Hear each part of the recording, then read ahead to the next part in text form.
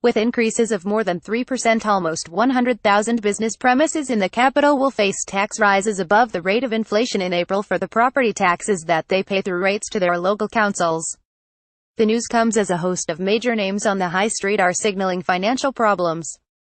Business rates bills for properties across London began hitting doormats last week, but, according to Altus Group, 93,990 business premises will see tax rises of more than 3% when demands for 2018-19 fall due for payment in April. Last week, Toys R Us and electrical goods retailer Maplin both collapsed into administration, threatening almost 6,000 jobs, whilst the blight appeared to be spreading as Mothercare admitted it was in talks with its banks. Meanwhile, shares in Carpetright hit an all-time low after it issued its third profit warning in just 4 months.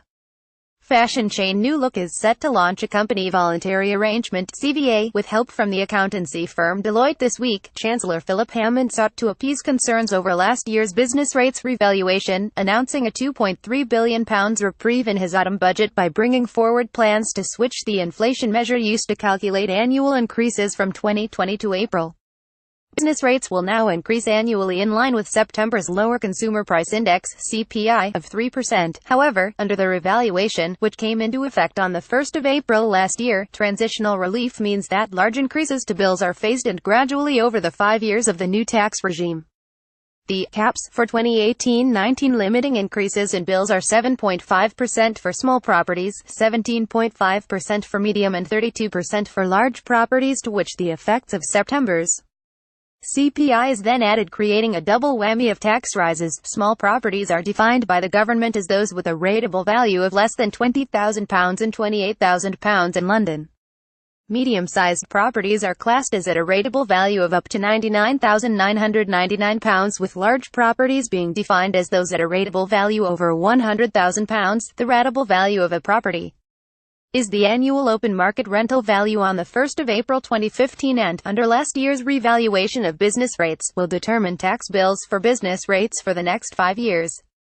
The detailed analysis by Altus Group shows 50,869 small premises, 35,652 medium-sized premises and 7,469 large premises across London's 32 boroughs, and the city will all see tax rises greater than last September's 3% CPI rate, totaling tax rises of £379.78 million.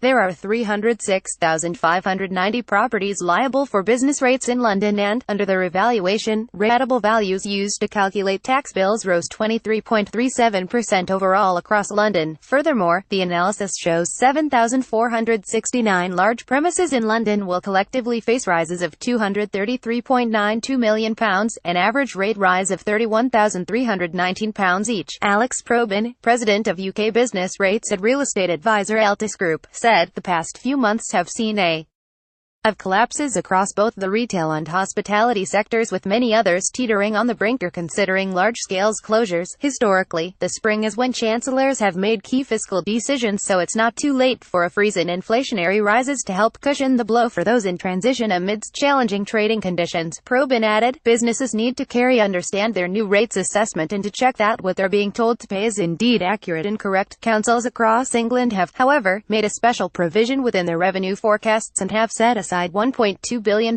for tax rebates back to business during 2018-19 for successful business rates appeals, according to MHCLG.